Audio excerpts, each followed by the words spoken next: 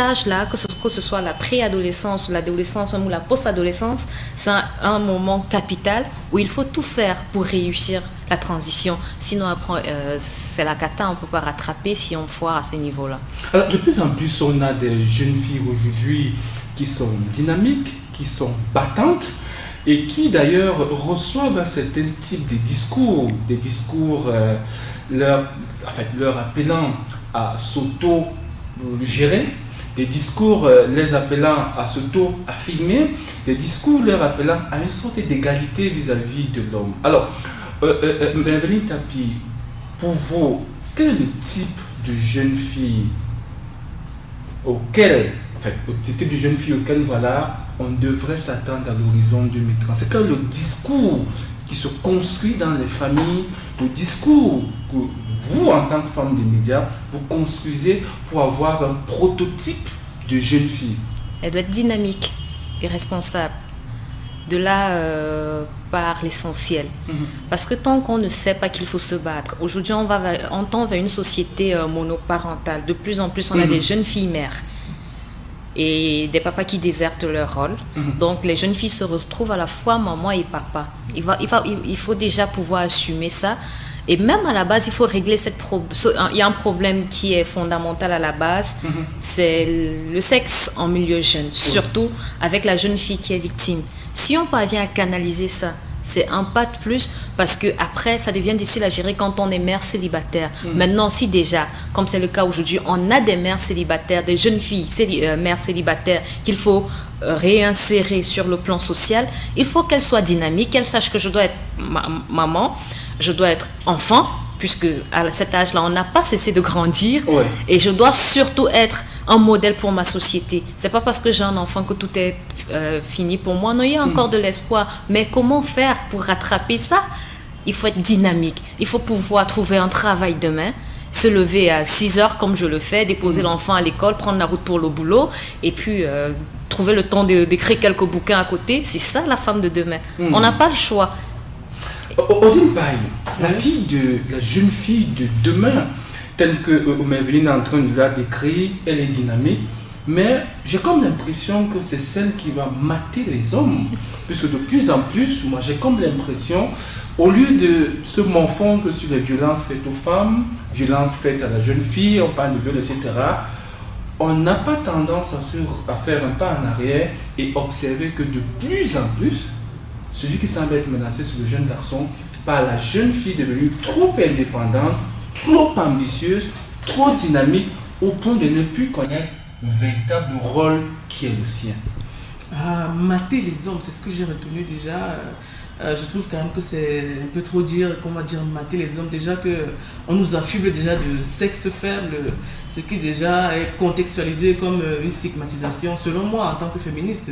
Je le dis de vive voix et j'assume ce que je dis. Il fallait le faire à la base. Écoute, il faut bien le dire. Déjà, je suis une femme assez très ouverte, tu le sais, tu me connais très bien, assez battante aussi, qui aime bien travailler sur des sujets qui traitent justement des femmes, mais bouquins en parlent déjà beaucoup. Même celui en 2016 avec lequel j'ai gagné un prix parlait beaucoup de la femme. Je pense que la femme déjà, certes elle est stigmatisée, mais commence déjà à avoir déjà une certaine ouverture dans le monde. Le tout dépend, c'est vrai, de l'éducation, mais je suis pas d'accord avec Evelyne qui disait tout à l'heure que quand tu fais un petit, elle a raté. On ne rate jamais une éducation. Certes, on a raté quelque chose dans la vie. C'est pour ça qu'on a amené le terme avoir une seconde chance dans la vie. On a toujours une seconde chance, parce que si on n'avait pas de chance, il n'y aura pas d'avenir. L'avenir est toujours là probant. Dans la vie, on peut toujours changer. On peut toujours changer le milieu dans lequel on vit, quels qu'en soient les cas, même si c'est difficile, même si tu vois une femme qui a été violée, maltraitée, tout. J'ai travaillé avec ALVF déjà à l'extrême nord, mais je crois qu'il y a des femmes vraiment dépassées moralement, psychologiquement, mais qui aujourd'hui ont pu déjà rejaillir. Ça veut dire quelque part, il y a toujours un petit espoir. Il ne faut jamais penser que non, tu es détruit par un enfant, et puis c'est fini pour toi. Rien n'est jamais fini dans la vie. Dans la vie, on se reconstruit tous les jours. Il n'y a pas. Et quels sont les mécanismes? Les mécanismes de reconstruction, c'est d'abord la société dans laquelle on vit. Vous savez, il y a des sociétés qui n'acceptent pas ci, qui acceptent ça. Il y a des sociétés occidentales, les sociétés africaines et les sociétés ethno-culturelles. Donc il faut déjà essayer essayer de canaliser, de voir dans quelle société on se trouve, quels sont les prérequis qui peuvent amener justement une société à pouvoir accepter une femme qui peut développer déjà un certain idéal, une certaine valeur. C'est ça justement les mécanismes qu'on a. Nous sommes en ville ici aujourd'hui, nous par exemple je suis devant une télé, mais il y a quelques temps les femmes ne s'exprimaient pas comme ça, les femmes ne votaient même pas. Justement, il y a eu des révolutions, il y a des femmes qui ont marqué leur vie, qui ont marqué leur temps. Il faut parler de ces femmes. Il faut avoir des modèles. Je ne dis pas qu'il faut seulement avoir des modèles. Il faut marquer le temps avec les actes qu'on pose. Et cet acte vient de soi-même et de l'éducation que les parents donnent aux enfants. C'est vrai que on parle de la femme, mais il faut aussi mettre un côté masculin parce que l'homme aussi doit justement avoir sa place dans cette éducation de la femme. En tant que personne, être humain, on a besoin d'un soutien maternel et paternel pour avoir un certain équilibre dans la tête. Vous savez, les femmes, c'est vrai que c'est la mère de l'humanité, mais on a besoin de tout le monde et il faut donner les chances à tout le monde. C'est pour ça que je parle beaucoup d'égalité des chances. Voilà. Égalité des chances. Voilà. Des chances. Mais vu que dans cette égalité de chances, la femme est déjà favorite. Puisque de par sa morphologie, de par sa plastique, de par sa douceur. Je ne sais pas si elle part favori, mais je dirais juste qu'elle est femme. Si il fallait bien quelque chose pour différencier la femme de l'homme.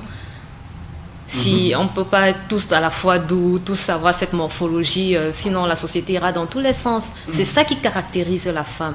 Et il y a quelque chose que ma grand-mère me disait toujours, qui me marque à chaque fois qu'on parle de la notion d'égalité, de genre, c'est qu'en réalité, la femme détient quand même le pouvoir. Ça peut être choquant, mais moi je pense qu'elle avait raison, qu'elle a raison, ma grand-mère. C'est que on ne sait parfois pas exploiter ce potentiel qu'on a, mais on détient tout entre les mains. La preuve, on peut tout obtenir d'un homme si on le veut. Ça, il y a la manière, il y a la façon de le dire, il y a la façon d'aborder la personne qu'on a en face. Mais la femme est dotée de cette intelligence. Dieu lui a donné tout ce qui est nécessaire pour porter le monde. Et en tant que sexe faible, entre guillemets, parce que je préfère mettre ça dans les guillemets, je me demande toujours finalement c'est qui le sexe faible, si la femme a le pouvoir. En tant que sexe faible, comme on dit, elle a la capacité de pouvoir rebondir à chaque fois. Elle est comme un sphinx et à chaque fois elle renaît de ses cendres. La femme est un être exceptionnel. Certains disent on ne comprendra jamais la femme, mais c'est vrai. C'est parce que on est des personnes extraordinaires. Quand on voit ce qu'une femme est capable de faire, à l'époque on disait, comme on disait Odile tantôt, tel boulot est réservé aux hommes, ceci est réservé à X, et la femme c'est à la cuisine. Non, la femme a prouvé aujourd'hui qu'elle est capable de faire autant, voire mieux que l'homme, et son pouvoir s'étend au-delà de ses limites. Et c'est là qu'on doit interpeller la jeune fille. Je disais pas que tout est fini, mais bien au contraire, je pense qu'on a du potentiel en nous. Il faut juste qu'il y ait l'éveil de conscience, qu'on sache de quoi on est capable intérieurement déjà, qu'on ne se laisse pas aller face au moindre obstacle, parce que des obstacles, il y en a encore et encore. Je crois que oui, toute notre vie est faite d'obstacles. Maintenant, c'est notre capacité à réagir face à l'obstacle qui fait de nous des êtres exceptionnels. On va aller regarder une femme qui est également un être exceptionnel. Elle s'est rendue hier du côté du ministère de la femme et de la condition féminine, c'est cela? Oui, bien sûr, bien sûr. Elle s'appelle Glory Mala et elle nous propose un reportage. Elle revient essentiellement sur le point de presse donné par une autre femme qui plus est, le professeur Marie-Thérèse Abena-Ondoa. On regarde.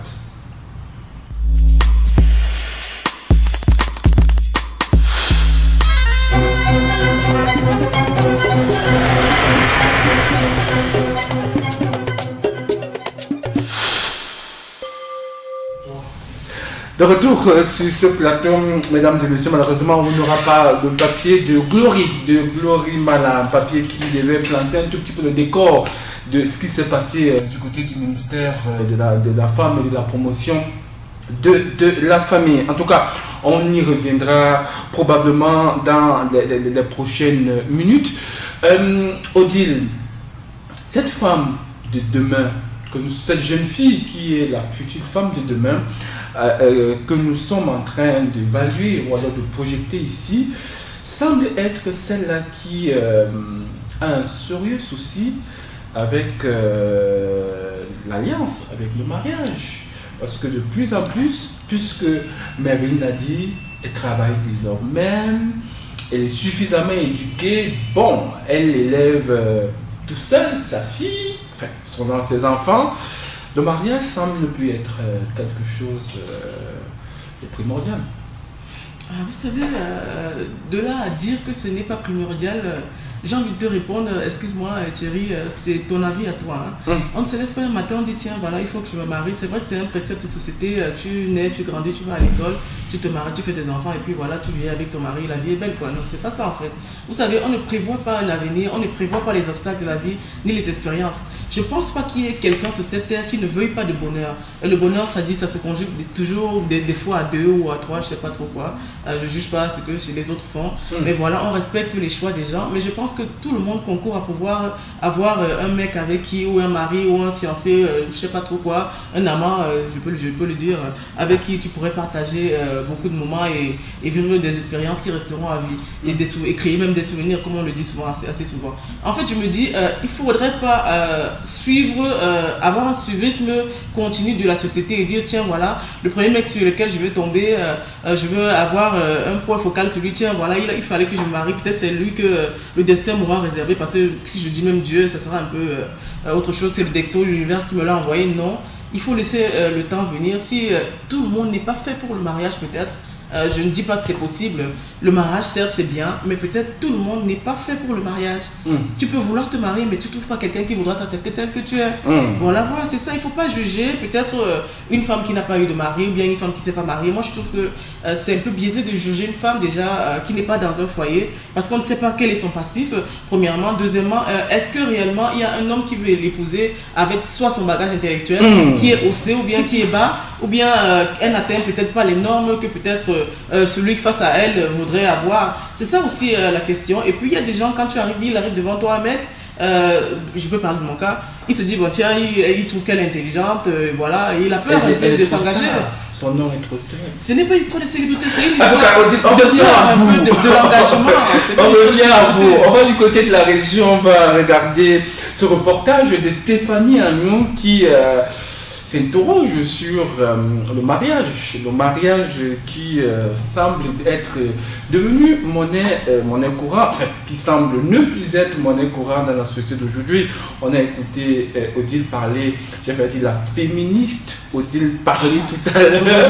Regardons ce reportage et juste après on aura peut-être un avis biaisé de Lynn Tapi qui elle n'est pas sexiste, elle est réaliste d'ailleurs, ça se retrouve dans ses bouquins. Charles, vous optez pour la monogamie ou pour la polygamie? La polygamie. Le mariage civil a une vraie dimension sociale que nul ne doit négliger.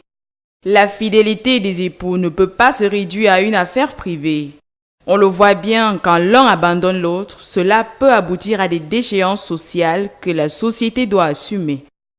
Signer l'acte de mariage est très important, surtout pour nous les femmes, parce que c'est l'assurance d'être protégée en cas de décès de son époux. Parce que quand vous restez là, comme ça, le jour où nous savons comment ça se passe dans nos familles, le jour où votre époux n'est plus là, eh bien, on vous demande, la belle famille vous demande tranquillement de partir, par exemple, de chez vous, d'un confort que vous aviez depuis des années, mais avec votre acte, vous êtes protégé et si vous savez vous défendre, ben, il ne vous arrivera rien.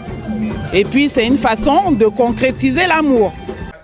Se marier ainsi devant le maire, c'est reconnaître que l'on aura à répondre devant quelqu'un. Alors que le concubinage, l'obligation ne vient que des personnes elles-mêmes. Ce n'est déjà pas facile dans une famille, quand on est d'un père et d'une mère, d'être ensemble. A fortiori, quand on doit trouver, on peut dire un étranger et faire sa vie avec. Non, c'est peut-être pas un manque de responsabilité, c'est peut-être simplement parce qu'on ne se sent pas prêt, parce qu'il y a plusieurs facteurs qui rentrent en ligne de compte, mais il faut amener les gens à se marier parce que c'est effectivement un sens de responsabilité. L'acte de mariage est donc un document authentique écrit, établi à l'occasion d'une célébration de mariage par un officier de l'état civil. Cet acte juridique atteste de la situation maritale des époux qui met un terme aux humiliations que la belle famille fait subir à la concernée. Et avec l'acte de mariage, le sexe dit faible qui se veut fort n'est plus considéré comme une risée dans la société. Maveline Tapi, à l'allure où les jeunes filles sont braquées, semblent être plus accros aux séries brésiliennes, novelas, où on leur présente des femmes jeunes qui ont réussi, ou encore des femmes qui se donnent à des orientations sexuelles biaisées. Le mariage n'est plus la chose la mieux partagée et on a un souci pour la procréation. On a un souci parce que demain on n'est pas sûr d'avoir une autre Maveline Tapi, notre Odile Paille et le nouveau visage de notre société de demain est en danger. Je suis tout à fait d'accord. Déjà que le mariage aujourd'hui a perdu de son essence. On ne se marie plus par amour. C'est dommage. C'est lamentable. On se marie pour paraître. On se marie pour être à l'abri d'eux. On se marie pour être aussi Madame X, Madame Y. Sauf qu'un an plus tard, 10 ans plus tard, on se retrouve dans les tribunaux pour annuler tout ce qu'on avait scellé il y a quelques années de cela. Et la société va en dérive. Que deviennent ces enfants issus de ce mariage-là? Un week-end chez papa, 2 week-ends chez maman, et puis ça va dans tous les sens. Mais et puis les novelas cédant, la société est devenue ce qu'elle est aujourd'hui. Il faut éduquer les enfants et surtout la Qu'est-ce jeune... que vous mettez dans éduquer la jeune fille, Maveline? Lui dire, écoute ma chérie, la vie là, c'est pas la télé. Je vis avec toi là. Moi, ce que je dis souvent à ma fille, et elle a des questions, j'ose pas dire ici, mais elle va te demander, maman, comment je fais pour réussir ma vie demain? Mais va à l'école d'abord, étudie tes leçons, ramène-moi les gouttes sur gouttes. Et demain, tu trouveras un emploi.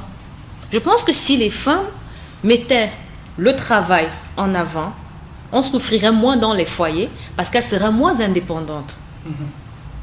Elles seraient moins dépendantes, je veux dire. Elles n'attendraient pas tout de leur mari. Elles n'iraient pas se marier pour être à l'abri du besoin. Elles se marieraient parce qu'elles ont déjà tout ce dont elles ont besoin, mais elles vont à la quête de l'amour. On n'attendra pas, on n'aura pas peur que non, demain s'il n'est pas là, la belle famille va me mettre à la porte comme j'ai écouté là. Non, si tu es à l'abri du besoin, si tu as un travail et que tu peux te nourrir toi-même, mais tu n'attends pas que ton mari meure pour avoir son héritage. Encore que tout ça c'est éphémère, ce sont des choses de la terre comme dirait quelqu'un. On ne travaille pas pour ça. On vit avec, c'est des choses qui agrémentent notre quotidien. Mais de là à se dire, demain quand je vais mourir, quand il ne sera plus là, je vais me retrouver à la rue. Je pense que si la femme qui pense ainsi avait pris la peine de construire sa vie, de se trouver un peu un quotidien chaque matin, d'être la moins indépendante possible d'un homme, on n'aurait pas ce genre de problème dans les foyers. On n'attendrait pas la fin du mois pour demander 50. Je connais des filles qui demandent encore de l'argent pour des serviettes hygiéniques à leurs petits copains ou à ci ou à ça. Mais attendez, on est à quel siècle là? Il faut bien que tout ça change. La femme a besoin de travailler. Je suis désolée, la femme a besoin de travailler. Quel que soit le travail qu'elle fera, il faut qu'elle se sente, qu'elle ait un peu d'autonomie. Si elle n'a pas d'autonomie, elle sera un cancer pour son foyer, elle sera un cancer pour son mari. Au début, ça va, mais à la longue, ça devient pesant de te lever chaque matin, d'avoir une femme en face de toi qui te demande 10 francs pour ci, 5 francs pour ça. Il va en mission, il y a une ampoule à changer dans la chambre. S'il n'est pas là, tu ne peux pas changer cette ampoule. Mais attendez, on est où là? On vit à quel siècle? Moi, je paye mon loyer aujourd'hui. Je gère ma ration.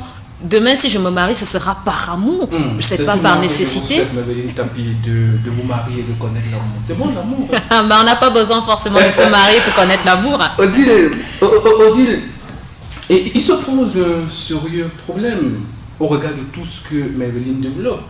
C'est beau, c'est paradisiaque. Mais qu'est-ce que vous entreprenez en tant que des femmes dynamiques, en tant que des filles dont les voix comptent, pour que le gouvernement cesse de victimiser la jeune fille? Il y a quelque temps encore, Justine Difo, le professeur Justine Difo a créé Mort Humaine, une politique. C'est une sorte de, comment je vais appeler ça, on a constaté qu'elles étaient marginalisées, il faut créer tout un concept. Il y a eu 3 ministres dans ce pays, 3 ou 4 qui sont revenus pour dire, bon, trop de jeunes filles étaient violées, maintenant comme vous habillez d'une certaine manière, il faut... Le discours et la perception que le gouvernement et les pouvoirs publics ont semble être celui de la jeune fille d'antan, à qui on refusait d'aller à l'école, qui était à charge. Qu'est-ce que vous faites pour que ces discours changent? L'autre jour encore, pour ne pas dire l'autre jour, hier, le point de presse tournait encore. Moi j'ai fait le monitoring, j'ai regardé la plupart des télévisions camerounaises, tout le monde parlait des victimes, tout le monde parlait de la jeune fille victime, de la jeune fille qu'on a abandonnée. Mais à quand sortir de ce carcan pour positionner la jeune fille comme acteur qui prend en main son destin, qui propose des solutions? C'est une très bonne question justement, c'est ce pourquoi on est même là aujourd'hui. Je pense que dans la vie on évolue par étapes. Vous savez, nous étions, comme je disais tout à l'heure, il y a quelques années, je pense pas que j'aurais pu m'asseoir sur un plateau et discuter en tant que femme et donner un point de vue parce qu'on était confiné justement à un certain rôle dans la société. Je crois que déjà, le gouvernement déjà en arrive déjà à dire, tiens, la jeune fille doit aller à l'école parce que toute femme, c'est d'abord son éducation. Si une femme n'est pas éduquée, elle ne peut pas poser un acte véritable dans la société et c'est sur ce quoi on devrait tabler justement, penser à l'éducation.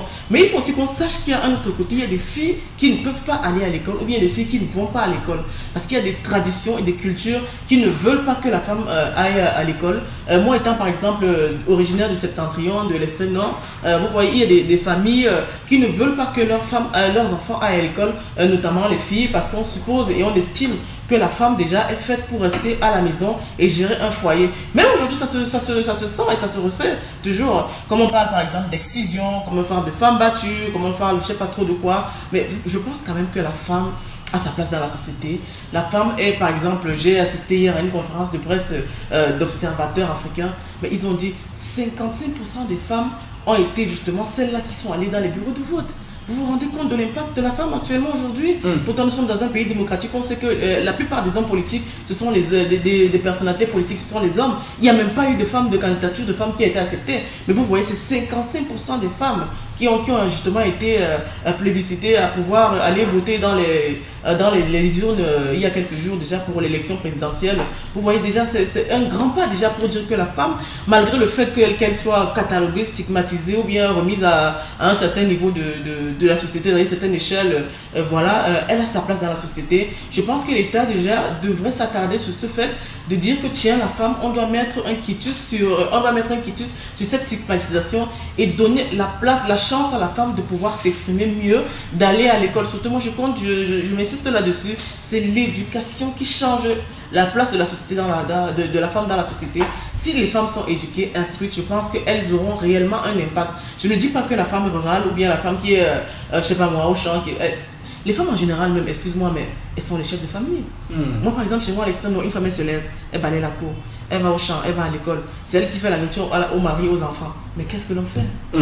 Qu'est-ce que l'on fait? Même les cultures, c'est elle qui le fait. Elle va encore les vendre au marché. C'est elle qui s'occupe de la maison en fait. On comprend. Vous avez un propos féministe. Ce n'est pas une histoire féministe. C'est facile de cataloguer une femme. Pourtant, moi je connais des hommes, ils se grattent le ventre, il est là, bon tiens, voilà, écoute, moi j'ai 3 épouses. C'est elles qui font tout pour moi. Mais ça c'est de l'exploitation, soit la polygamie. Certains cas de polygamie, je ne réfute pas la polygamie pour certaines religions. Je ne vais pas m'attaquer quand même aux cultures des gens. Mais bon, je dis, il y a des hommes polygames qui ont plusieurs femmes et c'est un luxe pour eux. Ils se lèvent le matin, c'est qu'il y a une qui va lui faire à manger, qui va laver ses habits, qui va l'aider au champ. Bah écoute, ils se grattent le ventre et puis ça va. Voilà, c'est pas juste ça. C'est pas juste. Non, c'est pas juste. Je suis désolée, c'est pas juste. Nous avons suivi, Odile, c'est pas juste. Maveline Tapi, au regard de ce chapelet que vient d'égrainer Odile sur l'apport considérable de la femme dans la société, dans la famille, est-ce que vous êtes, quand je parle de vous, je parle de la jeune fille, je parle de la femme, en fait, la jeune fille qui sera femme demain, est-ce que les jeunes filles sont suffisamment conscientes de l'impact sociétal qu'elles ont dans une société comme la nôtre? Elle a fait allusion au vote hier, en fait, au vote de dimanche. Elles ont été les plus nombreuses à voter, même en termes de pourcentage. Elles sont supérieures aux hommes. Pour revenir au Cameroun, la première fois qu'on a vu le couple présidentiel faire des selfies, c'est pas le truchement d'une femme. Le football a repris du poil de la bête grâce aux femmes. Sont-elles suffisamment conscientes de cela? Si oui, pourquoi cette léthargie? Pourquoi rester toujours à l'état embryonnaire d'être des assistés sociaux? Je pense pas que la jeune fille a fait le choix de rester à l'état embryonnaire. Je pense que c'est la conception de l'État qui est dans un laxisme total. Parce que moi, sur le terrain, ça bouge. Je fais une émission qui me permet d'aller au contact des jeunes très souvent, de rencontrer ces jeunes-là qui inspirent les autres. Et je peux vous le dire, Thierry, la jeune femme, la jeune fille, elle est très active. Je pense que certains prennent plaisir à rester dans leur bureau climatisé et à dire des choses qui parfois ne sont pas toujours réelles. Autant il y a des jeunes filles victimes, autant il y en a qui impactent suffisamment leur société. Et d'ailleurs, je pense qu'on devrait plus se servir de celle-là comme lanterne pour les autres. Parce qu'à force de présenter la jeune fille comme une victime, une délaissée, une marginalisée, ça n'aide pas beaucoup les autres. Il faudrait mettre en avant celles qui ont osé, qui ont réussi. C'est ça le travail qui, à mon avis, doit être fait. Parce que le discours doit changer. Les faits suivent sur le terrain. Nous sommes des femmes de terrain. Je parle sous le contrôle d'Odile, de toi d'ailleurs, puisqu'on a été plusieurs fois sur des... Mais ça change. Je ne comprends pas pourquoi est-ce qu'on continue à penser que le meilleur moyen de présenter la jeune fille, c'est de la présenter comme celle qui est violée. Non, à côté, il y a celle qui se bat. Qu'est-ce que vous faites pour que les médias changent de paradigme? Je vous ai dit hier... Moi, j'ai fait le monitoring pour préparer cette émission, justement. J'ai remarqué que 95% des médias audiovisuels présentaient justement la jeune fille dans ce postulat-là. Si moi j'étais dans le news, malheureusement je ne suis plus dans le news, je suis en magazine, je suis en production, je traite l'information différemment que dans le news, mais je pense qu'on a des angles de traitement assez originaux qui ne sont pas toujours exploités. Je ne sais pas si un média a pris la peine d'aller vers une jeune fille qui initie. On a des jeunes femmes qui fabriquent, qui sont... L'artisanat, justement, qui s'auto-emploient, qui créent des emplois, qui ont des on a entreprises. des jeunes filles comme ça qu'on peut mettre en valeur, qu'on peut mettre... Moi, c'est ce que je fais dans mon programme que vous avez cité tout à l'heure. Je me tue pas à victimiser encore celle qui est la victime, ça n'aide pas. Il faut trouver du positif dans tout ce qu'on traverse. Et je pense que de continuer à faire croire à ces autres jeunes filles qu'il n'y a pas d'avenir, que leur vie c'est d'être violée, d'être... Maintenant, c'est mariée à 14 ans, c'est bien dommage. Il faut leur dire non, elle a 18 ans, elle est tisserane, elle est artiste. Mais attendez, on est dans quel siècle là? C'est le gouvernement. Moi, je dis c'est le système en place. Ça n'aide pas. Parce qu'on ne peut pas organiser toute une conférence de presse pour parler de la jeune fille, machin. Qui a violé, qui a c'est pas important. Qu'est-ce que ça nous apporte concrètement? Rien du tout. Odile, est-ce que le gouvernement ne s'appuie pas sur cette autre catégorie de jeunes filles qui, au lieu d'être des lanternes, sont des poissons pour la masse de jeunes filles? Je ne pense pas que ce soit des poisons, parce que déjà, si on a pu déjà démontrer qu'il y a des femmes qui souffrent, qu'il y a des femmes qui ont des tares bien, qu'il y a des femmes qui ont des petits manquements, c'est déjà un point pour avancer, pour dire tiens, voilà, on ne veut plus de ça. Mais de là toujours à nous servir ces mêmes plats pendant plusieurs années, on a comme l'impression qu'on fait du surplace. C'est ce dont Marilyn Tapi justement tablait là-dessus. On ne peut pas tout le temps présenter la femme qui est en souffrance, qui a été violée, excisée, qui est justement, qui meurt de faim, qui ne sait pas comment vivre, qui a toutes les maladies du monde. Non, présenter des femmes chefs d'entreprise, des femmes qui ont osé, des femmes surtout qui sont parties de rien. Parce que c'est ça le meilleur exemple. Une femme qui part de rien, pas une femme déjà qui a tout, qui lui est acquis, elle est née très riche, ou bien avec une cuillère d'argent dans la bouche. Non, présenter des femmes qui sont parties de rien et avec leur propre initiative. Dans cette présentation, comment on fait pour avoir le juste milieu, Odile? Parce que le risque, c'est de tomber dans... chercher, parce qu'il y en a beaucoup. Je vois beaucoup de magazines, beaucoup de documentaires justement qui parlent de la femme. Parce que moi, des fois, je travaille avec WILF, des fois, je travaille avec, comme je dis, à LVF, je travaille avec des associations de femmes. Je trouve qu'il y a des femmes justement qui sont dynamiques, qui ont justement de ceux qui s'auto-emploient, qui ont déjà cette envergure, cet engouement de vouloir réussir et de pouvoir prouver au monde qu'effectivement, là justement, elle peut aller plus loin que ce qu'elle ne pensait. Parce que des fois, comme la dame qu'on appelle Oprah Winfrey, qui est une des femmes les plus célèbres, mais Oprah sort, elle n'a fait aucune école de journalisme. Mais vous savez où est-ce qu'elle en est aujourd'hui? Elle a sacrifié sa vie pour sa profession et elle a dit plusieurs fois dans les documentaires que j'ai vus, j'ai voulu montrer que la femme noire surtout, parce qu'elle est noire, la femme noire peut aller au-delà de ce qu'on peut penser d'elle. Parce que la femme noire était déjà cataloguée déjà avec le racisme, la xénophobie, les séparations, voilà. Elle disait, je voulais montrer que la femme noire peut aller au-delà de ce qu'on peut penser. Ça veut dire qu'on a toutes les capacités dans la vie pour réussir. Et tout passe par la femme. Parce que quand la femme décide de faire quelque chose, je ne sais pas s'il y a quelqu'un qui peut l'arrêter. Et justement, démontrer ces images de femmes qui sont en souffrance, avec des manquements, je ne pense pas que ça puisse réellement aider. Certes, c'est vrai, il faut montrer quand même quelques réalités dans la vie. mais il ne faut pas faire du surplace. Il faut montrer que tiens, voilà, on est allé au nord, il y a une femme qu'on a vue il y a 6 ans, on est revenu aujourd'hui, elle a ouvert une entreprise, elle vend des pagnes, elle avait acheté 5 pagnes, maintenant elle en a justement, elle a 3 boutiques, voilà, elle emploie déjà 6, 7, 8 personnes, elle fait évoluer l'économie d'un pays, d'un village, d'une ville, d'une contrée, je sais pas moi, et c'est déjà bien. Il faut aussi voir les femmes qui sont dans les associations, les femmes politiques, même moi, vous savez, je suis un peu militante politique, voir les femmes justement qui peuvent influer avec un idéal, qui peuvent faire changer la donne, qui peuvent dire tiens voilà, qui viennent pas seulement vers les femmes, même vers les hommes. On peut voir une femme comme un modèle, un homme qui voit une femme comme un modèle, mais c'est magnifique ça. On se dit bah, tiens voilà, il y a une femme au moins qui peut impacter justement ce monde et non seulement les femmes. Et c'est ça justement qu'on doit démontrer déjà avec notre attribut qu'on a déjà de femmes qui sont dans les médias, justement de femmes justement qu'on écoute, qui peuvent justement changer quelque chose dans la société. On va marquer le second arrêt de cette émission avec ce papier de Lévi Onana qui est allé couvrir la cérémonie de dédicace de l'ouvrage d'une femme. Ce qui est intéressant dedans, cette femme parle des femmes. Mesdames et messieurs, regardons Mystère des puissances de femmes sous la plume et le regard très avisé de Lévi Onana. Vous allez apprécier. Une salle archi-comble ici à l'hôtel Franco de Yaoundé, où des érudits des savoirs livresques et des profanes d'essais littéraires ont convergé ce jour lors de cette cérémonie de dédicace de l'ouvrage Femmes, mystère de puissance cachée de Patricia Kouon, avocate au barreau du Cameroun. Une façon pour elle de contribuer fortement et efficacement pour aider l'homme à mieux comprendre la femme et la femme à mieux se comprendre elle-même pour vivre une vie meilleure et se réaliser pleinement. L'idée générale, c'est que la femme est douée de beaucoup de choses. Ça veut dire que la femme est décrite dans plusieurs thèmes. Mère, épouse, éducatrice, infirmière et tout ce que tout le monde connaît. Donc, c'est que tout le monde devienne conscient pour encourager, pour motiver. On a des frères, vous avez une sœur. Commence là-bas. Motivez ta sœur qui est avec vous. Vous avez une épouse, il faut l'encourager, il faut la motiver. Une thématique plutôt actuelle au moment où les individus connaissent parfois de sérieux problèmes de personnalité, raison sans doute pour laquelle ont pris part à ce rendez-vous culturel les hauts cadres d'administration venus respectivement de la région du centre, du ministère des Postes et Télécommunications et bien d'autres évidemment à leur côté. L'un des parrains, le prince Théophile Kouenje, qui affiche son satisfecit. Ce qui est d'abord intéressant, c'est que c'est une femme qui parle de la femme. Et je crois qu'elle est dans son élément parce qu'elle comprend, n'est-ce pas, mieux le sujet que si on se retrouvait à un homme qui écrivait pour la femme. Une occasion autre qui célèbre la femme dans sa beauté, sa noblesse, son caractère, sa dignité et même sa puissance.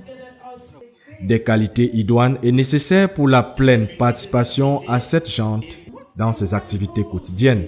Quand on a en face des femmes aujourd'hui qui sont des leaders, excusez-moi de la redondance tautologique, du leadership qui parle justement de cette façon dont les femmes aujourd'hui doivent se mettre en branle pour justement être en érection avec ce que le monde appelle aujourd'hui les ODD. L'auteur de Femmes, mystère de puissance cachée est entre autres à l'origine d'autres prouesses littéraires, à l'instar de Mon couple, mon bonheur et d'un mensuel du même titre.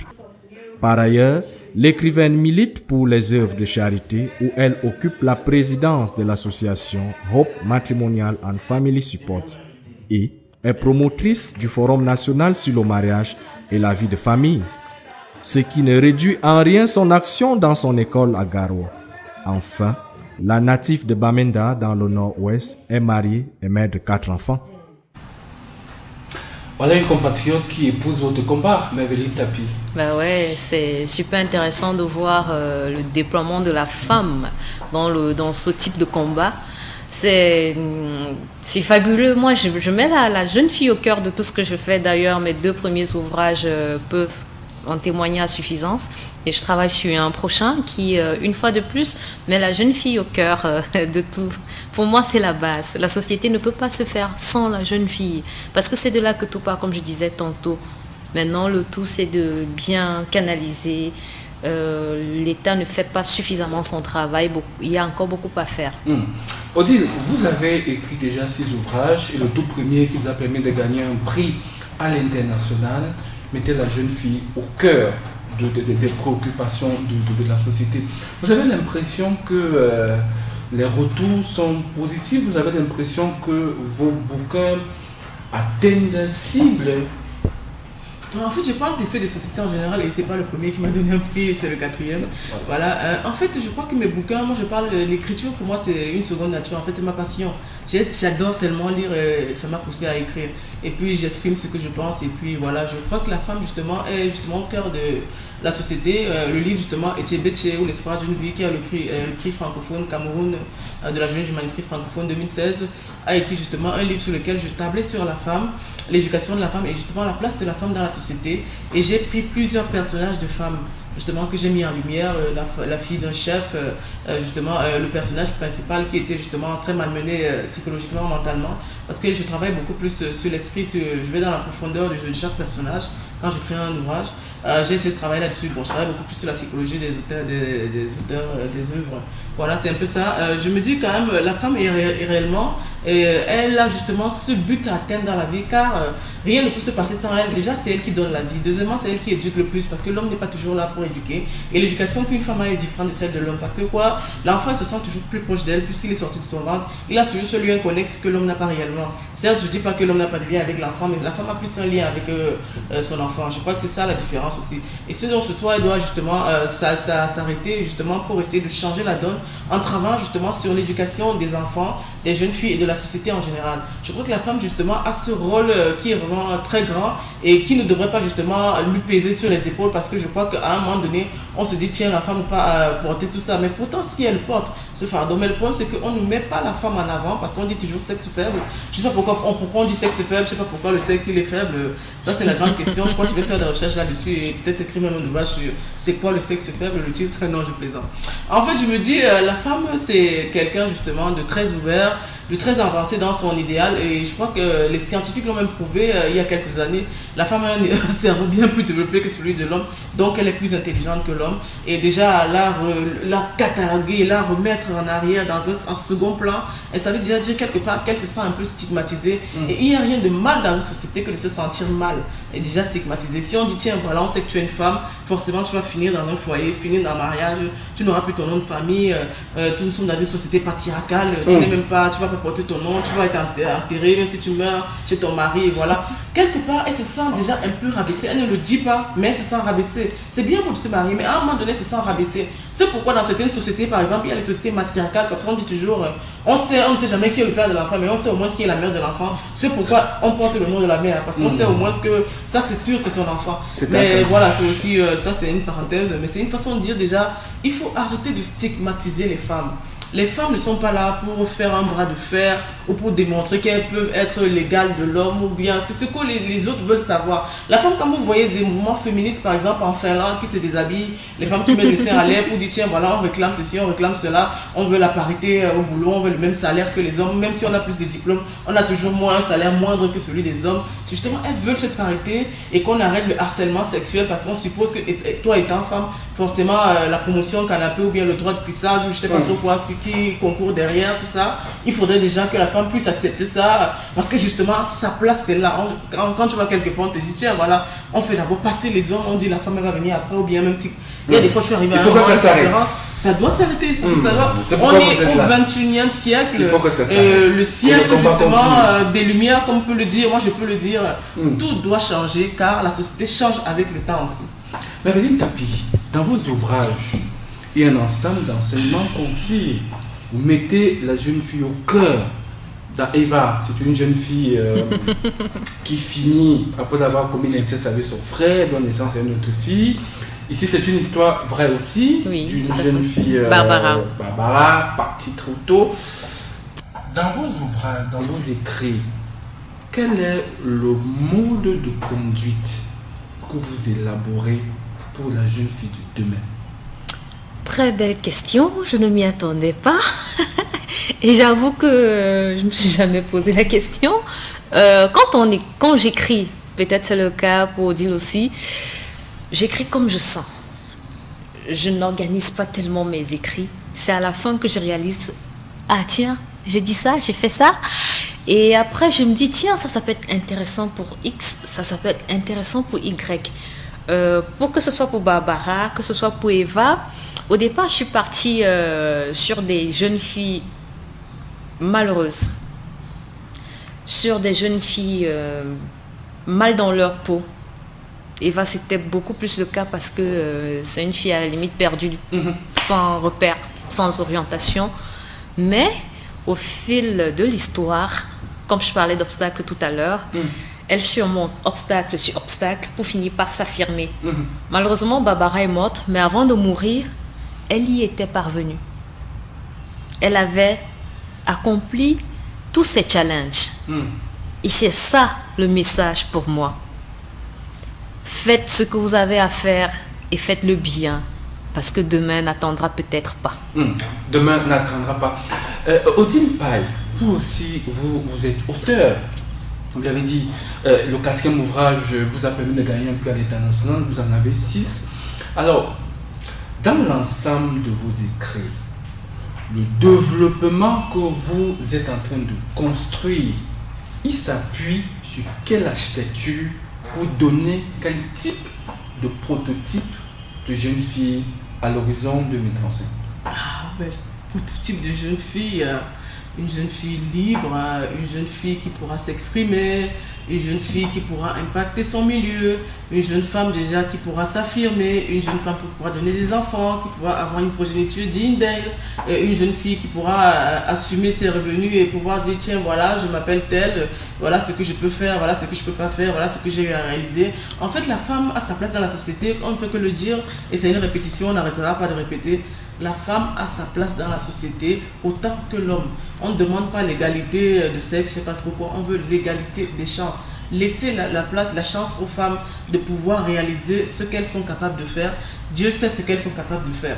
Et entre autres, comme vous le disiez tout à l'heure, dans mes ouvrages, c'est vrai que je parle beaucoup des faits de société, pas seulement des femmes d'ailleurs. Je parle de tout et de rien. On ne peut que parler que de ce qu'on connaît. Et puis, il faut certes avoir aussi beaucoup d'imagination et un peu d'intelligence aussi pour avoir autant de capacité à pouvoir déjà exprimer ses émotions sur un bout de papier ou bien voilà, dans les pensées. Je pense que déjà que la femme, certes elle est au centre de mes préoccupations, mais on ne peut pas voir la femme sans l'homme. En fait, cela va de pair. Donc c'est pourquoi je dis et je dirais toujours, l'homme doit aider la femme à devenir une grande personne. Elle a intérêt d'ailleurs pour l'équilibre de la société. On va marquer le 3e et dernier arrêt de cette émission avec un reportage qui nous présente une jeunesse débrouillante et au cœur de cette jeunesse, il y a la femme qui fait des petits métiers, coiffeuse, maquilleuse. C'est pas des petits métiers, Thierry. Les métiers de la série D. Non, du tout, c'est des métiers comme les autres.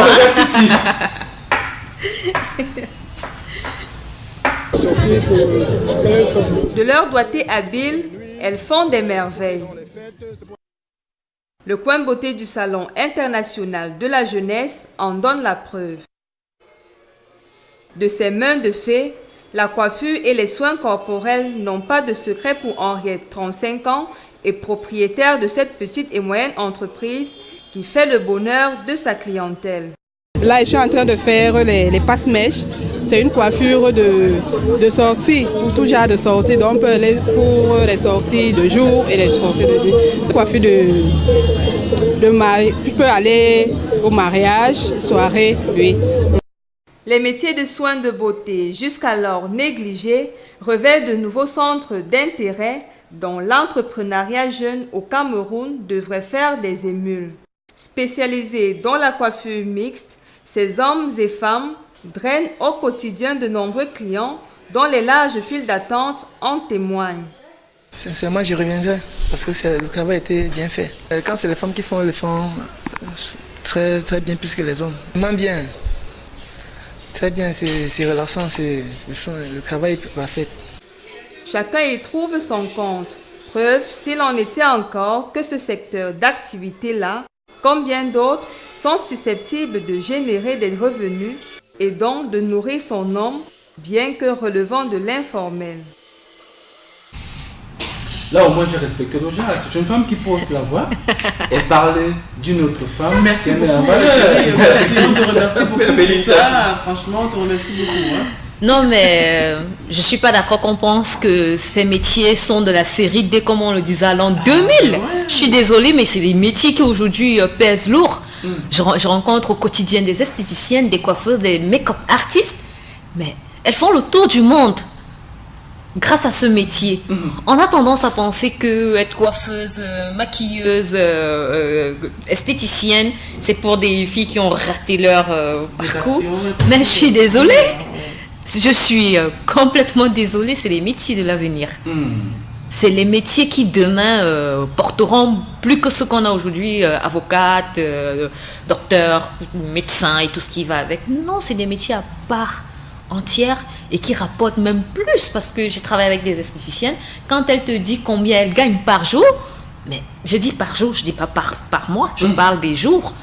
La femme investit essentiellement sur sa beauté, que ce soit les ongles, les yeux, les cils, la peau.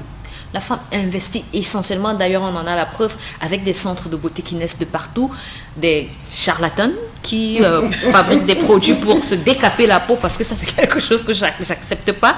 C'est pour ça que je parle de charlatanisme, mais ça traduit à suffisance l'intérêt que les gens portent à ce secteur-là.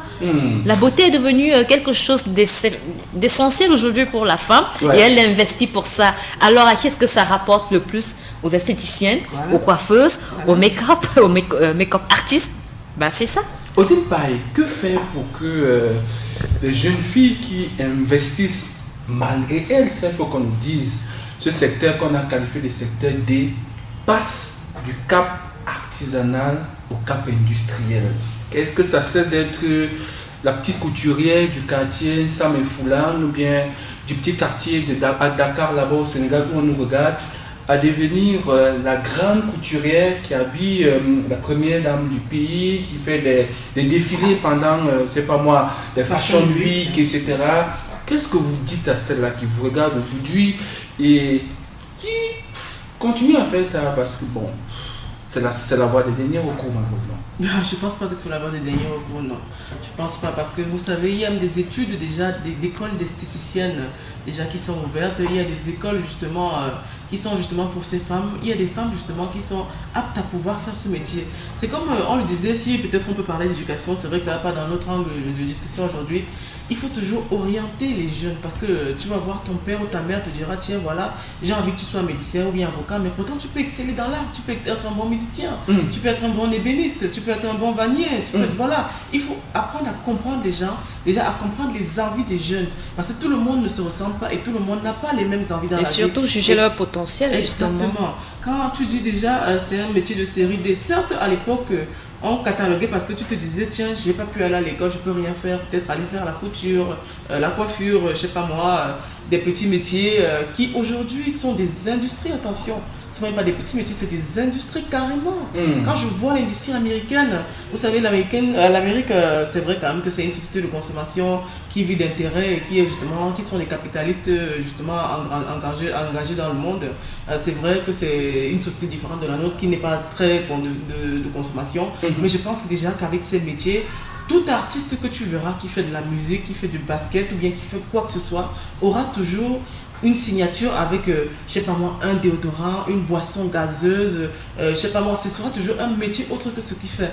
Même si tu vois une star comme Beyoncé par exemple, elle va créer un parfum, un rouge à lèvres, elle va créer un vernis, voilà justement, elle va créer, c'est pas des sous-métiers, c'est justement des métiers sur lesquels les femmes se sont appuyées à un moment donné car elles n'avaient pas la capacité de pouvoir aller à l'école. Et je crois que c'est des grandes industries et je dis beaucoup de courage et cette femme m'inspire même en fait, c'est cette femme qui m'inspire justement. Mais on termine par vous, entre autres projets pour l'avenir. Le gouvernement, comme il le fait dans le secteur de l'agriculture, on a créé le PAGEU, le PAJA, etc. Le PIACI. On devrait créer aussi, pourquoi pas, des projets allant dans le sens d'encourager celles qui investissent ce secteur-là. Je crois d'ailleurs que le gouvernement est un peu à la traîne parce que il y a le projet jeune du ministère de la Jeunesse aussi. Il y a des associations non gouvernementales qui ont compris et qui se débrouillent à donner de la matière à ces jeunes-là, on n'attend plus forcément le gouvernement aujourd'hui. On a compris que il faut mieux faire parfois ça et on se porte mieux. Et sur le terrain, moi je parle toujours des faits. Les faits parlent. Merci à toutes les deux d'être venues échanger avec nous sur le profil et les différentes orientations qui vont faire et constituer la jeune fille de demain. Bonne fête avec Anjou de retard parce que vous demeurez des jeunes filles pour vos mamans.